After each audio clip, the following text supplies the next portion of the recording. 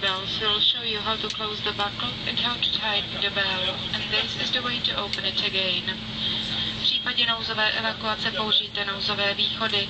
Moje kolegyně vám nyní ukazuje umístění nouzového osvětlení, které vás k východům dovede. Nouzové východy jsou světelně označeny nápisem Exit a jsou umístěny takto, 2 vepředu a 2 vzadu. In case of an emergency evacuation, use the emergency exits.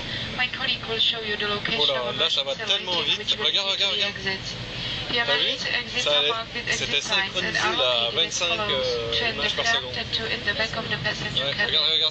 V kapslách sedadel před vámi najdete bezpečnostní instrukce. In the seat pockets in front of you is your safety instructions card. Dámy a pánové, děkujeme vám za pozornost a přejeme vám příjemný let. Ladies and gentlemen, thank you for attention. Regarde. Flight. Oui, ça arrive pas là.